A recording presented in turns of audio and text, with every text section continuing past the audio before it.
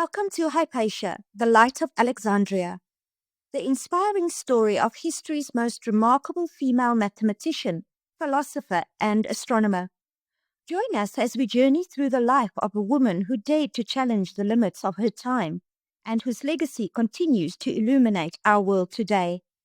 Please note that the images used in this video have been collected from various sources, with individual attributions provided at the bottom of each image.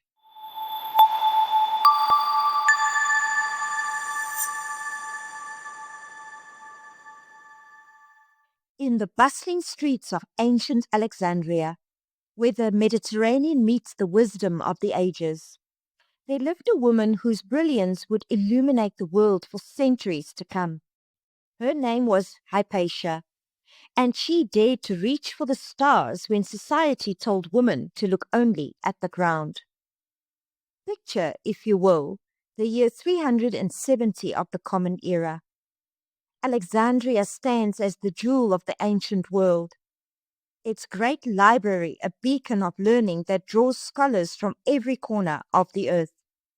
Ships arrive daily, carrying not just goods and spices, but ideas, philosophies, and the insatiable hunger for knowledge that defines this extraordinary city.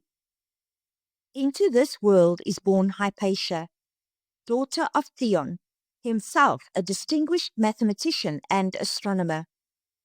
But Hypatia will not simply follow in her father's footsteps. She will forge an entirely new path, one that no woman before her had dared to walk. From her earliest days, Hypatia displays an insatiable curiosity about the world around her. While other children play with dolls and toys, she is fascinated by the movements of shadows across sundials, the patterns of stars wheeling overhead, and the elegant beauty of mathematical relationships. Her father, recognizing this extraordinary gift, makes a decision that will change the course of history. He will educate his daughter as if she were a son, giving her access to all the knowledge and learning that Alexandria has to offer. This decision is revolutionary. In a world where women are expected to manage households and bear children, Theon sees something different in his daughter. He sees a mind capable of grasping the deepest mysteries of the universe, a spirit unafraid to question conventional wisdom, and a heart brave enough to seek truth wherever it might lead. As Hypatia grows, so does her reputation. She masters mathematics with an ease that astounds her teachers. Geometry, arithmetic, and algebra bend to her will like eager students. She doesn't just learn these subjects, she inhabits them, finding in numbers and equations a language more beautiful and precise than any spoken word. But mathematics is just the beginning. Hypatia's intellectual appetite is boundless. She devours philosophy, studying the works of Plato and Aristotle, but also pushing beyond their conclusions to develop her own understanding of reality, knowledge, and truth. She approaches philosophy not as a passive recipient of ancient wisdom, but as an active participant in humanity's ongoing conversation with the universe. Astronomy, too, captures her imagination. Night after night, she stands on the roof of her home, mapping the movements of planets and stars, trying to understand the grand design that governs celestial motion. She constructs astrolabes, sophisticated instruments used to solve problems relating to time and the position of the sun and stars. Her astrolabes are works of art as much as they are scientific instruments, combining mathematical precision with elegant craftsmanship. By her 20s, Hypatia has become something unprecedented in the ancient world, a female public intellectual. She doesn't hide her knowledge or apologize for her brilliance. Instead, she steps boldly into the public sphere, establishing herself as a teacher and philosopher in her own right. The school that Hypatia establishes becomes legendary throughout the Mediterranean world.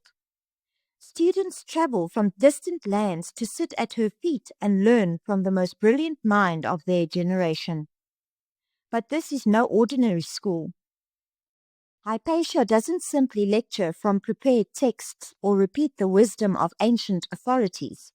Instead, she creates an environment of dynamic intellectual exchange, where ideas are tested, challenged, and refined through rigorous debate and discussion.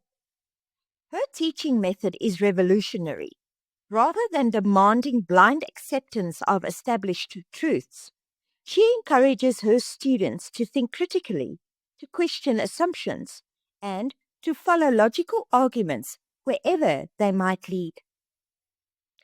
She teaches them that the pursuit of knowledge is not about memorizing facts, but about developing the capacity to think clearly and independently. Students describe attending Hypatia's lectures as transformative experiences. She has the rare gift of making complex mathematical and philosophical concepts accessible without dumbing them down. She can explain the intricate geometry underlying planetary motion in ways that spark understanding, even in minds that have never before grasped such abstract concepts. But perhaps most remarkably, Hypatia teaches by example. In a world that tells women they are intellectually inferior to men, she demonstrates through her own achievements that genius has no gender. Her very existence challenges one of the most fundamental assumptions of her society. And she does so not through angry rhetoric, but through the undeniable power of her own brilliance. Word of the extraordinary female philosopher spreads throughout the Roman Empire. Wealthy families send their sons to study with her, recognizing that education from Hypatia represents the finest intellectual training available anywhere in the world. These students will go on to become leaders in politics, commerce, and scholarship, carrying with them not just knowledge, but also new understanding of what women are capable of achieving. Hypatia's influence extends far beyond her classroom. She becomes an advisor to the political leaders of Alexandria, offering counsel on matters ranging from municipal planning to diplomatic relations. Her advice is sought not because of any official position she holds, but because her wisdom and judgment have become legendary. In a world where women are excluded from formal political power, Hypatia wields influence through the sheer force of her intellectual authority. She corresponds with scholars throughout the empire, participating in debates about mathematical theorems, astronomical observations, and philosophical questions. Her letters reveal a mind of extraordinary range and depth, equally comfortable discussing the practical mechanics of constructing a hydrometer as the abstract metaphysical questions that occupied Neoplatonic philosophers. The hydrometer, in fact, represents one of Hypatia's most practical contributions to human knowledge. This instrument, used to determine the specific gravity of liquids, demonstrates her ability to apply theoretical mathematical principles to solve real-world problems. She doesn't see any contradiction between pure intellectual pursuit and practical application. Both represent different aspects of the same fundamental drive to understand and improve the world. Hypatia's work on conic sections pushes the boundaries of mathematical knowledge. She explores the properties of ellipses, parabolas, and hyperbolas with a sophistication that won't be equaled for centuries. Her mathematical insights will eventually contribute to revolutionary advances in astronomy and physics, though she couldn't have imagined that her work on conic sections would someday help explain planetary orbits and the path of projectiles. As her reputation grows, So does the complexity of her position in Alexandrian society. She lives in an increasingly polarized world, where religious tensions are mounting and intellectual freedom is coming under attack. Christianity is rapidly gaining power throughout the Roman Empire, and some Christian leaders view pagan philosophy and science with deep suspicion. Hypatia finds herself caught in the middle of these tensions. As a philosopher and scientist working in the Neoplatonic tradition, she represents continuity with Alexandria's glorious intellectual past. But to some Christian extremists, she embodies everything they see as threatening about pagan learning and female independence. The complexity of her situation becomes even more apparent when we consider her relationship with her Christian students. Many of the young men who study with her are Christians, and she teaches them without any concern for their religious beliefs. She judges her students solely on their intellectual ability and their commitment to learning, not on their theological positions. This attitude reflects Hypatia's fundamental philosophical stance. She believes that truth transcends religious boundaries, that mathematical and scientific knowledge belongs to all humanity, regardless of faith. This universalist approach to learning represents one of her most profound and forward-thinking contributions to human intellectual development. Hypatia's daily routine reflects her extraordinary commitment to teaching and learning. She rises before dawn to study the stars and make astronomical observations. As the sun rises, she turns to mathematics, working on problems that challenge the limits of contemporary knowledge. Her afternoons are devoted to teaching. First, her advanced students, then larger public lectures that draw crowds from throughout the city. Evenings often find her in philosophical discussion with colleagues and students, exploring questions that have puzzled humanity since the beginning of time. What is the nature of reality? How can we distinguish between knowledge and mere opinion? What is the relationship between the material world we observe and the abstract mathematical relationships that seem to govern its behavior? These discussions are not merely academic exercises for Hypatia. She approaches philosophy as a guide to living, a way of understanding one's place in the cosmic order. Her Neoplatonic beliefs teach her that the material world is a reflection of deeper, more fundamental realities, and that through rational contemplation and mathematical study, the human mind can achieve direct insight into these ultimate truths. This philosophical framework gives Hypatia's life a sense of purpose and direction that transcends the immediate circumstances of her time and place. She sees herself not just as a teacher or scholar, but as a participant in humanity's ongoing quest to understand the universe. Every mathematical theorem she proves, every student she inspires, every insight she achieves represents a small but significant contribution to this grand enterprise. The personal cost of Hypatia's choices becomes increasingly apparent as she moves through her 30s and 40s. In a society where women derive status primarily through marriage and motherhood, her decision to remain single and childless marks her as an anomaly. She chooses intellectual freedom over societal conformity, knowledge over security, truth over comfort. This choice requires tremendous courage. Hypatia faces not just social disapproval, but also more concrete dangers. As tensions arise in Alexandria, she becomes increasingly isolated, dependent on the protection of a few powerful allies who appreciate her contributions to the city's intellectual life. Yet, she never wavers in her commitment to learning and teaching. Even as the political situation deteriorates around her, She continues to offer public lectures, to correspond with scholars throughout the empire, to push the boundaries of mathematical and philosophical knowledge. Her dedication to her calling is absolute.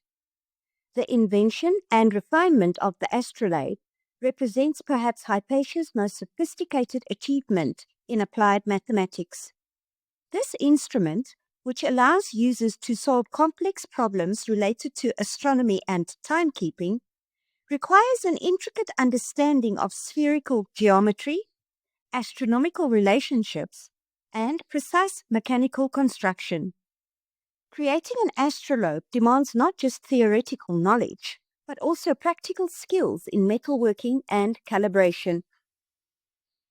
Hypatia's astrolabes are renowned throughout the ancient world for their accuracy and beauty. She doesn't simply construct functional instruments. She creates works of art that demonstrate the underlying mathematical harmony of the universe.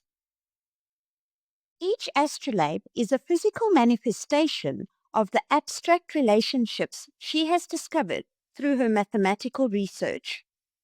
The process of creating these instruments also reflects Hypatia's collaborative approach to learning. She works with skilled craftsmen, teaching them the mathematical principles behind the instruments while learning from them about practical techniques of construction and calibration. This collaboration bridges the gap between theoretical knowledge and practical application, between the world of ideas and the world of physical reality. Students who use Hypatia's astrolabes gain not just a tool for astronomical calculation, but also a deeper appreciation for the mathematical principles that govern celestial motion.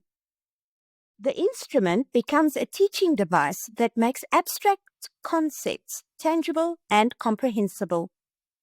Hypatia's approach to astronomy exemplifies her broader intellectual method. She doesn't simply accept the astronomical theory she has inherited from earlier scholars. Instead, she tests these theories against careful observation, refining and improving them based on empirical evidence. This combination of theoretical sophistication and empirical vigor represents a significant advance in scientific methodology. Her astronomical work also demonstrates her ability to synthesize knowledge from multiple sources. She draws on Greek geometric methods, Babylonian observational records, and contemporary Roman administrative needs to create a comprehensive understanding of celestial motion that serves both theoretical and practical purposes. The letters that survive from Hypatia's correspondence reveal the breadth of her intellectual network and the depth of her influence. She exchanges ideas with the leading scholars of her time, discussing mathematical theorems with colleagues in Athens, sharing astronomical observations with researchers in Constantinople, debating philosophical questions with thinkers throughout the Mediterranean world. These letters also reveal Hypatia's personality more clearly than any other source.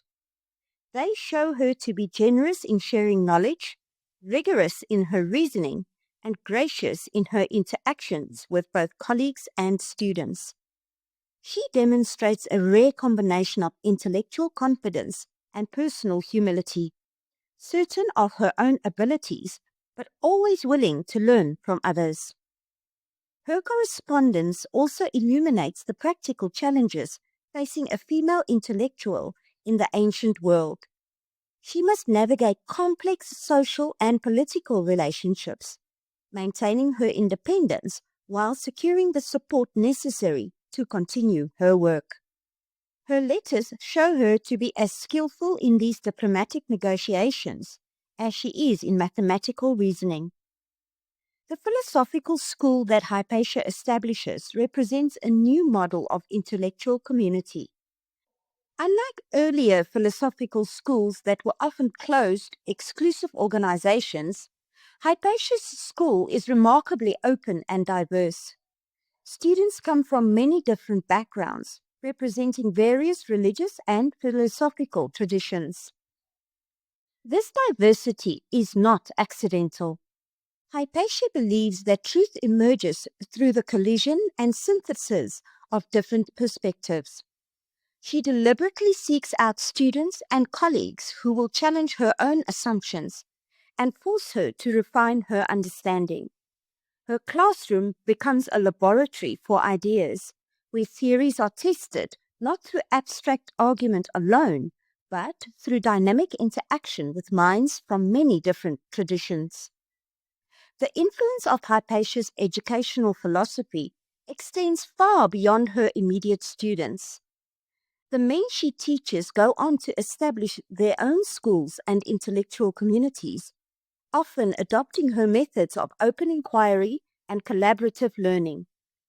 Through these students, her approach to education spreads throughout the empire, influencing the development of intellectual culture for generations.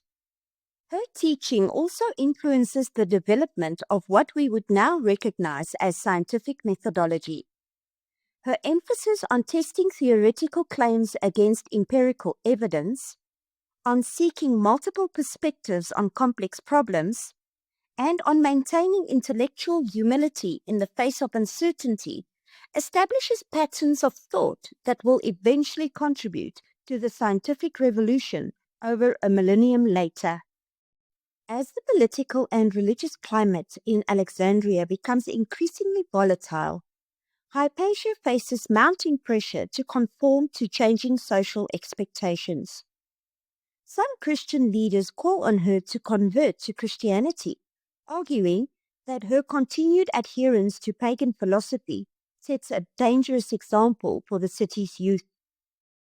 Others pressures her to withdraw from public life entirely, arguing that her visibility as a female intellectual is inappropriate and disruptive.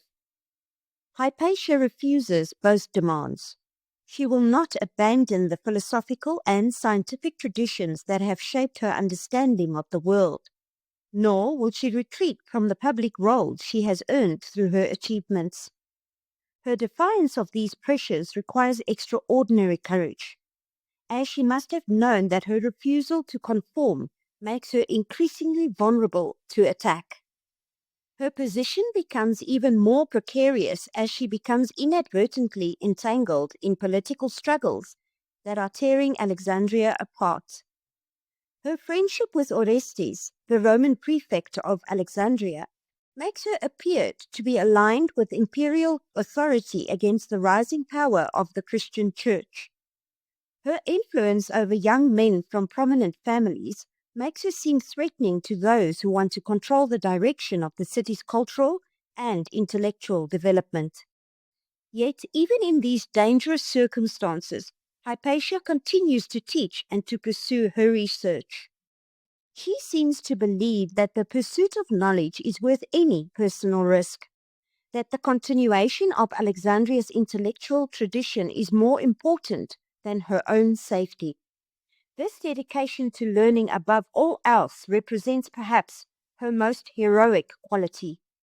The mathematical work that Hypatia produces during these final years of her life represents the culmination of decades of study and reflection.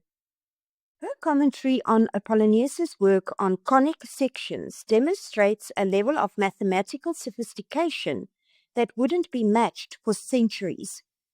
She not only understands the geometric relationship that Apollonius described, but also extends and generalizes his results, developing new theorems and proofs that advance mathematical knowledge. This mathematical work has profound implications for astronomy and physics, though Hypatia herself couldn't have foreseen these applications. Her insights into the properties of ellipses will eventually help astronomers understand planetary orbits. Her work on parabolas will contribute to understanding projectile motion. Her investigations on hyperbolas will prove relevant to understanding the behavior of light and other forms of radiation. But perhaps more importantly, Hypatia's mathematical work demonstrates a new way of approaching abstract problems. She doesn't simply accept the authority of earlier mathematicians. Instead, she subjects their work to critical scrutiny, testing their proofs, exploring the implications of their theorems, and extending their results in new directions. This critical, creative approach to mathematics represents a significant advance in mathematical methodology. Her approach to teaching mathematics is equally revolutionary. Rather than requiring students to memorize established results, she teaches them to understand the reasoning behind mathematical proofs. She shows them how to construct their own proofs, how to identify flawed arguments, and how to extend existing results to new situations. This approach produces students who are not just knowledgeable about mathematics, but capable of advancing mathematical knowledge themselves. Her philosophical writings, though largely lost to us now, apparently addressed fundamental questions about the nature of reality, knowledge, and human purpose. Students who studied with her during this period described her as having achieved a level of philosophical insight that few thinkers in any age have matched. She apparently developed an integrated worldview that combined mathematical precision with metaphysical depth, practical wisdom with theoretical sophistication. This philosophical maturity is reflected in her response to the increasing pressures she faces. Rather than becoming bitter or defensive, she seems to achieve a kind of serene detachment from the immediate circumstances in her life. She continues to pursue truth for its own sake, regardless of the personal consequences. This philosophical courage represents one of her most inspiring qualities. The winter of 415 marks a turning point in Hypatia's life and in the history of Alexandria. Political tensions have reached a breaking point, and religious conflicts are erupting into violence throughout the city. Hypatia finds herself increasingly isolated, as former friends and allies distance themselves from her to avoid becoming targets themselves. Yet even in these darkening circumstances, she continues to teach and to learn. Her commitment to her students never wavers. She continues to offer public lectures, even though attendance has dwindled and the atmosphere has become threatening. She maintains her correspondence with scholars throughout the empire, even though association with her has become politically dangerous. This period reveals the full measure of Hypatia's character. She could have fled Alexandria, as many other intellectuals were doing. She could have converted to Christianity and withdrawn from public life. She could have sought protection by compromising her principles or abandoning her students. Instead, she chooses to remain true to her calling, whatever the cost. Her final months are marked by an intensification of her scholarly work, knowing that time may be running short. She seems determined to complete as much as possible of her mathematical and philosophical projects. Students from this period describe her as working with desperate intensity, as if she recognizes that she is racing against time. The letters she writes during these final months reveal a woman who has achieved a kind of transcendent perspective on her situation. She expresses no regret for the choices she has made, no bitterness towards those who threaten her, no fear of what may come. Instead, she writes about her work with the same passionate enthusiasm that has always characterized her approach to learning. She also expresses deep concern for her students and for the future of learning in Alexandria. She recognizes that the intellectual tradition she represents may not survive the current crisis, and she works urgently to ensure that her most important insights and methods are preserved for future generations. The events of March 415 unfold with tragic inevitability. Hypatia is returning from one of her lectures when she is attacked by a mob of Christian extremists led by a leader named Peter.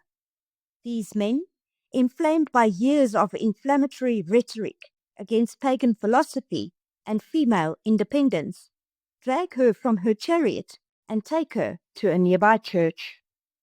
What happens next represents one of the most shocking crimes in the history of intellectual persecution. The mob strips Hypatia of her clothing and brutally murders her, then burns her remains to ensure that no trace of her physical presence remains in their city. The immediate cause of this attack appears to have been Hypatia's friendship with Orestes and her perceived role in the political conflicts that were tearing Alexandria apart. But the deeper cause was her refusal to conform to the narrow social and intellectual constraints that were being imposed on women and on learning itself. The murder of Hypatia sends shockwaves throughout the Mediterranean world. Scholars and intellectuals everywhere recognize that something unprecedented and terrible has occurred. The attack on Hypatia represents not just the murder of an individual, but an assault on the very principle of intellectual freedom. The immediate aftermath of her death is devastating for Alexandria's intellectual community.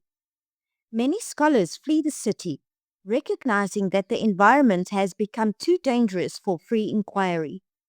The school that Hypatia established dissolves, and many of her students abandon their studies entirely.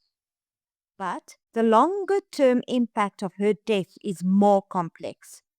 While her murder represents a tragic setback for learning and intellectual freedom, it also transforms Hypatia into a powerful symbol of courage required to pursue truth in the face of opposition. The story of her life and death is preserved by students and admirers who recognize the importance of her example. Through their efforts, knowledge of her achievements and her character survives the immediate crisis and inspires future generations of scholars and thinkers.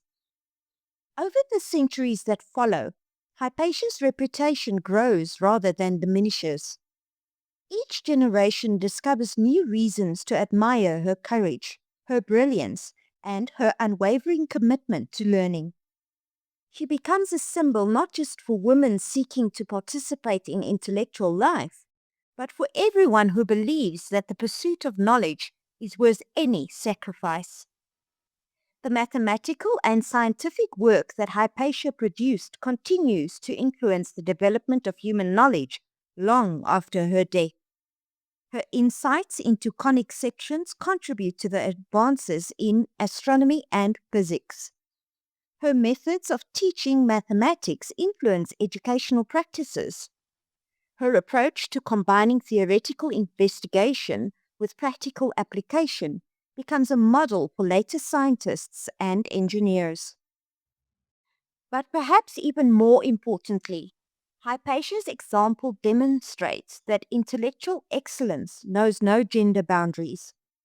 Her achievements prove that women are capable of the highest levels of mathematical, scientific, and philosophical thinking. This recognition, though it takes centuries to fully develop, eventually contributes to expanding opportunities for women in education and intellectual life. The courage that Hypatia displayed in pursuing her calling despite social opposition becomes an inspiration for later generations of women who seek to participate in intellectual life. From medieval abbesses who preserved classical learning to Renaissance women who studied natural philosophy, from Enlightenment Soloniers who promoted scientific discussion to modern women scientists and mathematicians, countless individuals draw inspiration from Hypatia's example. Her story also speaks to broader questions about the relationship between knowledge and power, between intellectual freedom and social conformity. Hypatia's murder illustrates the dangers that arise when political and religious authorities seek to control the free exchange of ideas. Her life demonstrates the importance of maintaining spaces for independent inquiry and critical thinking. The loss of Hypatia's writings represents one of the great tragedies in the history of human knowledge. We can only imagine what insights we might have gained from her mathematical commentaries, her philosophical treatises, and her scientific observations. The destruction of her work reminds us of how fragile intellectual achievements can be and how important it is to preserve and protect the fruits of human creativity and investigation. Yet, in some sense, Hypatia's greatest work was not any particular theorem or philosophical insight, but her demonstration of what human beings are capable of achieving when they dedicate themselves wholeheartedly to the pursuit of truth. She showed that it is possible to live a life guided entirely by intellectual and ethical principles, regardless of the personal cost. Her school, though it existed only for a few decades, established a model of education that emphasized critical thinking, collaborative inquiry, and respect for empirical evidence. These principles, though they were temporarily suppressed in Alexandria, eventually re-emerged and contributed to the development of modern scientific and educational methods. The instruments that Hypatia designed and built, particularly her astrolabes, continue to be used for centuries after her death. These devices carried forward not just her technical innovations, but also her vision of mathematics as a practical tool for understanding and navigating the world. Today, more than 1500 years after her death, Hypatia's story continues to resonate with new power and relevance. In an age where women are still fighting for equal participation in scientific and mathematical fields, her example provides both inspiration and historical perspective. She reminds us that the barriers facing women in intellectual life are not natural or inevitable, but social constructions that can be challenged and overcome. Her story also speaks to contemporary debates about academic freedom, religious tolerance, and the relationships between education and politics. The forces that led to her persecution, fear of independent thinking, hostility towards those who challenge conventional wisdom, the desire to control the free exchange of ideas, remain active in our own time. But perhaps most importantly, Hypatia's life exemplifies the transformative power of education and intellectual curiosity. She shows us that learning is not just about acquiring information or developing practical skills, but about cultivating the capacity to think independently, to question assumptions, and to seek truth wherever it may lead. The Alexandria that Hypatia knew and loved was destroyed not by foreign invasion or natural disaster, but by the abandonment of values that made it great. The tolerance for diverse perspectives, the commitment to free inquiry, the respect for learning regardless of its source. These principles were gradually eroded until the city could no longer sustain the intellectual community that had been its greatest glory. This lesson remains relevant today. Intellectual freedom and educational excellence cannot be taken for granted. They must be actively defended and continually renewed by each generation. Hypatia's example reminds us that this defense sometimes requires personal courage and sacrifice. As we face our own challenges in preserving and extending human knowledge, Hypatia's life provides both guidance and inspiration. She shows us that intellectual achievement is possible even in the most difficult circumstances, that the pursuit of truth can provide meaning and purpose even in the face of opposition, and that a single individual committed to learning and teaching can make a lasting difference in the world. The light that Hypatia kindled in ancient Alexandria was never truly extinguished. It passed from teacher to student, from book to book, from generation to generation, until it reaches us today. We are the inheritors of her legacy, not just her specific discoveries and insights, but her example of intellectual courage and her vision of learning as a noble calling. In honoring Hypatia's memory, we commit ourselves to continuing the work she began. We pledge to defend intellectual freedom, to promote educational excellence, to challenge barriers that prevent any person from developing their full potential, and to pursue truth with the same passion and dedication that she demonstrated throughout her remarkable life. The story of Hypatia is ultimately a story about the power of the human mind to transcend the limitations of time, place, and circumstance. She lived in an age very different from our own, yet her insights into mathematics, astronomy, and philosophy remain relevant. She faced challenges specific to her time and place, yet her courage in confronting those challenges continues to inspire people facing very different struggles. This transcendent quality of Hypatia's example suggests something profound about the nature of intellectual achievement. When we dedicate ourselves fully to understanding the world around us, when we pursue truth for its own sake rather than for personal advantage, when we share our knowledge generously with others, we participate in something larger than our own individual lives. Hypatia understood this. She saw her work not as a personal accomplishment, but as a contribution to humanity's ongoing effort to understand the universe. This perspective gave her the strength to continue her research and teaching, even when doing so became dangerous. It enabled her to face persecution and death with equanimity, secure in the knowledge that her work would outlast her physical existence. Today, as we continue to grapple with questions about the nature of reality, the structure of the universe, and our place within it, we build upon foundations that Hypatia helped establish. Every mathematical theorem we prove, every scientific discovery we make, every philosophical insight we achieve extends the tradition of inquiry that she embodied. Her legacy lives on, not just in libraries and museums, but in every classroom where teachers encourage students to think critically, in every laboratory where researchers pushes the boundaries of knowledge, and in every mind that refuses to accept easy answers to difficult questions. The true measure of Hypatia's achievement is not found in any particular discovery or invention, remarkable though her contributions were.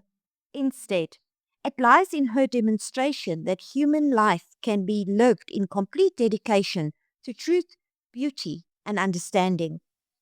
She showed us that it is possible to find meaning and purpose in the pure pursuit of knowledge, regardless of external circumstances or social expectations.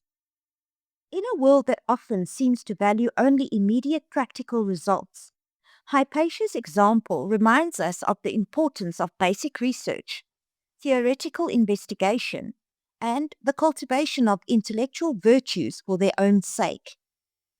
She understood that today's abstract mathematical theorem may become tomorrow's practical breakthrough, that today's philosophical insight may illuminate tomorrow's moral dilemma.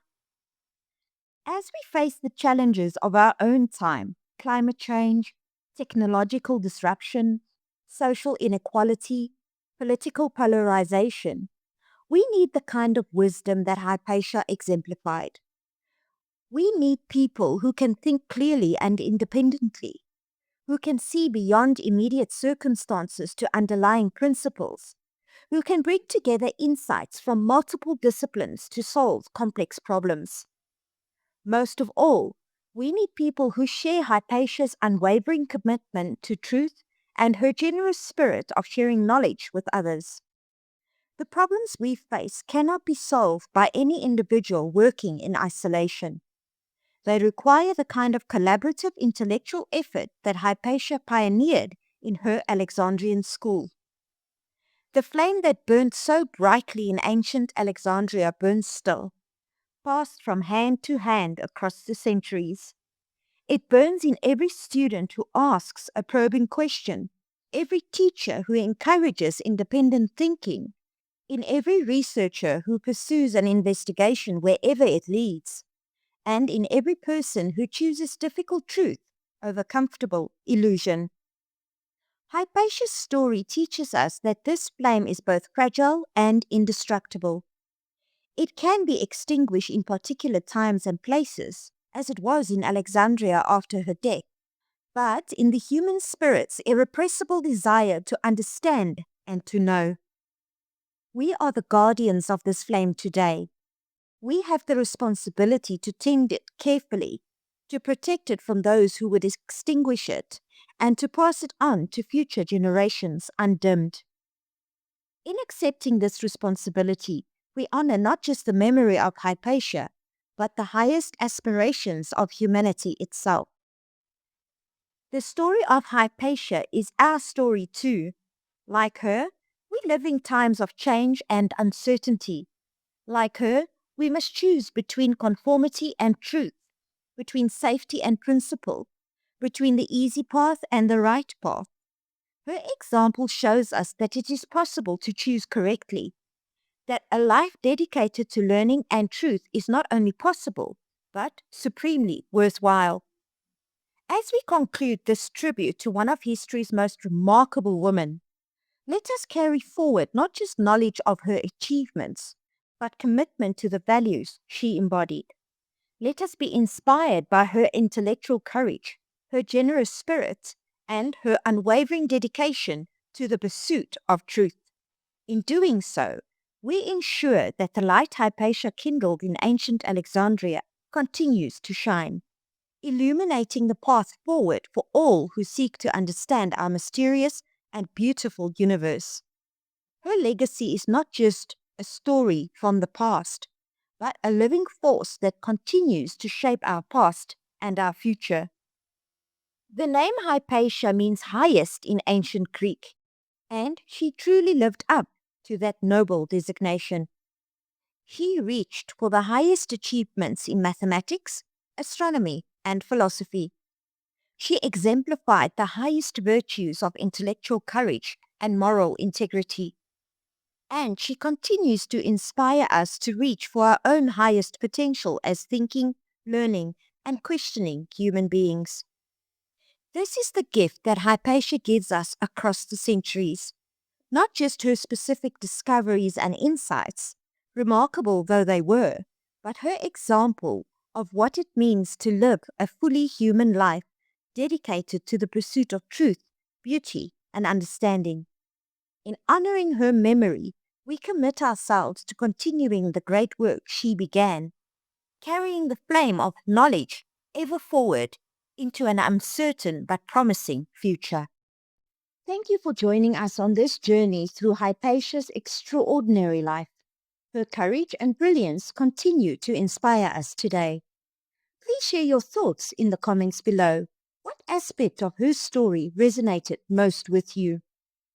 Join us again next week as we explore another remarkable woman who defied convention, Empress Wu Zetian of China.